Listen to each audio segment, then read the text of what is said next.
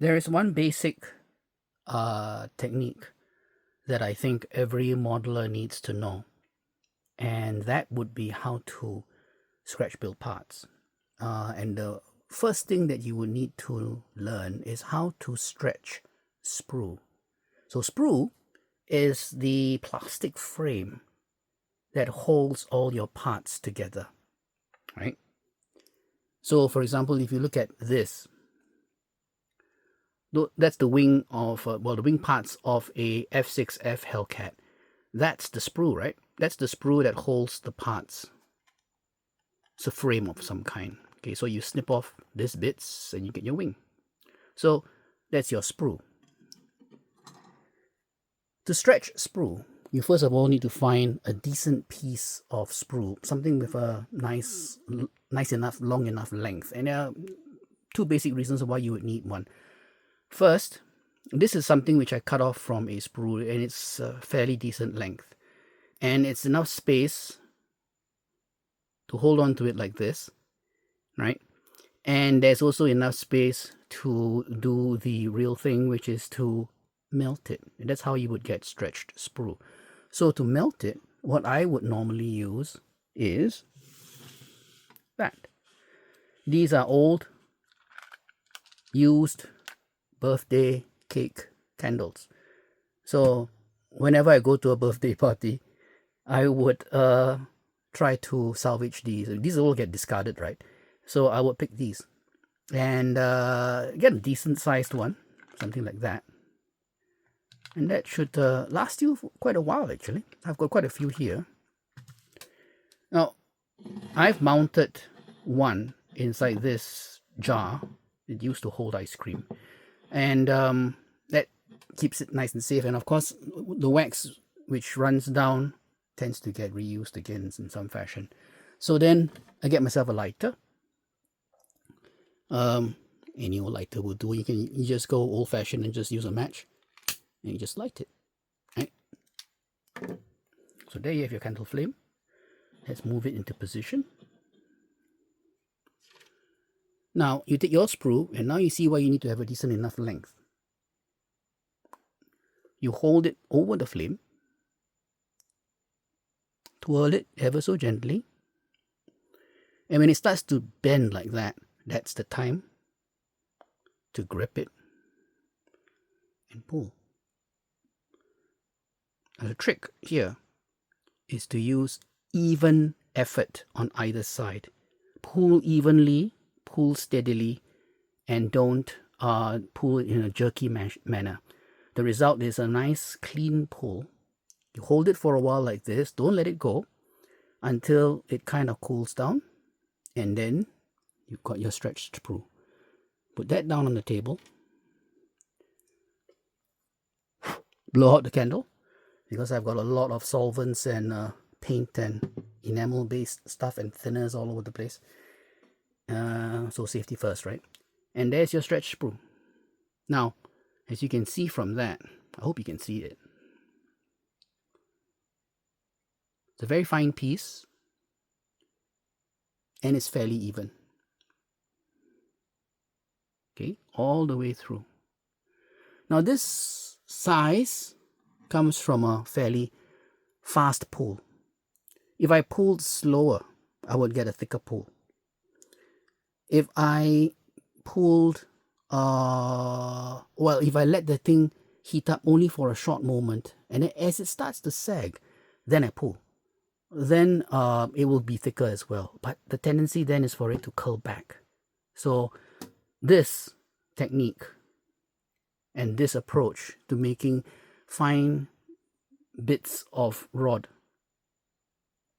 works if you're making it small diameter. Now, let me just say this. You can't guarantee that this is going to be very even. So if you need something even, like say 1mm diameter or 2mm diameter, it's very specific, then I would suggest that you should go out there and buy proper rod. These plastic companies, they do supply them in preformed strips, preformed rod lengths, and they're all one consistent diameter. It's all extruded out, and you can get it in 1 millimeter diameter or 2 millimeter or even 1.5 millimeter diameter and that sort of thing. Okay, that at least ensures that you get a consistent size and it's neat and everything else. And you will find that some models will require that, a specific diameter.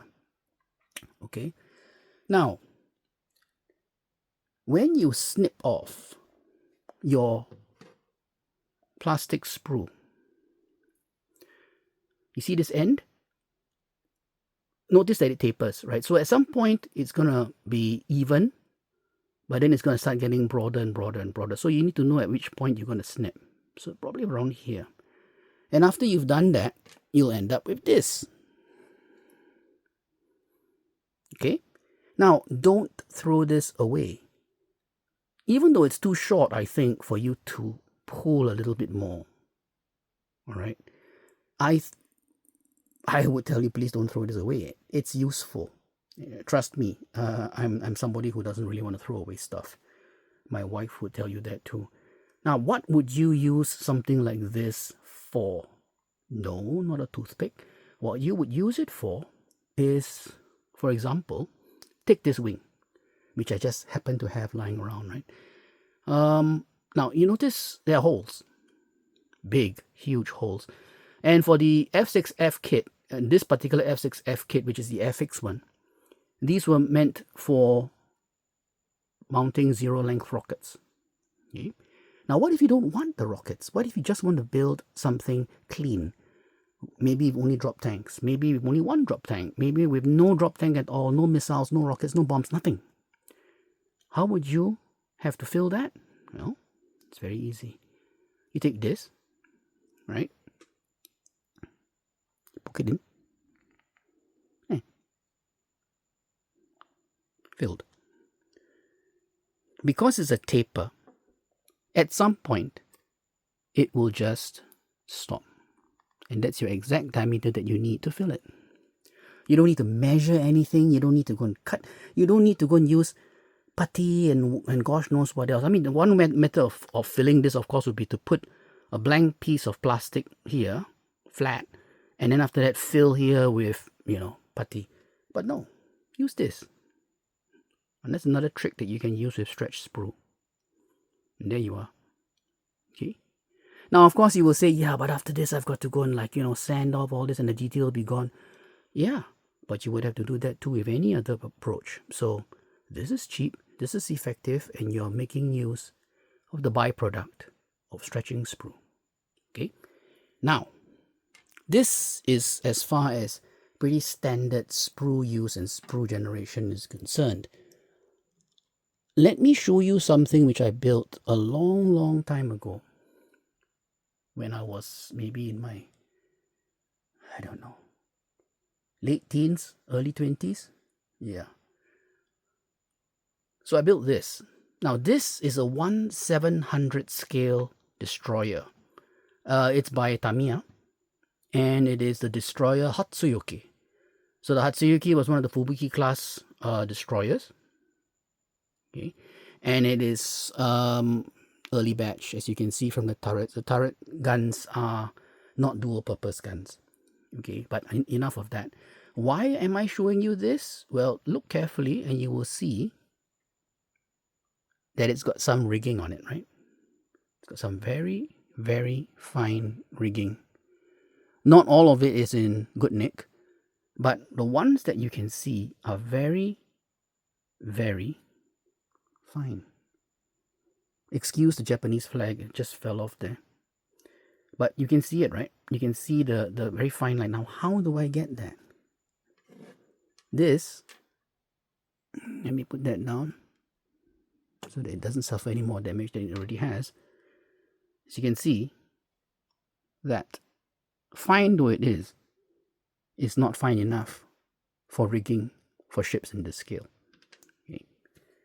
So what is it that I can do with the sprue that will enable me to get that kind of fine rigging? Now I'm going to show you something which I don't know whether everybody else uses. That's virtually, well, if you look at that, that's virtually invisible, right? You can see it. Very, very fine. I should know. How do I get that? There is another method of stretching sprue which I'll show you. Again, back to your trusty candle, right? Light it. Now, here we have stretch sprue, and here we have the sprue ends, right? Now watch this. I will take this end, can be the other end as well, but I want to use it. So I'm use this end, and I actually light it. Let it burn for a bit until there's that nice decent flame. Blow it out.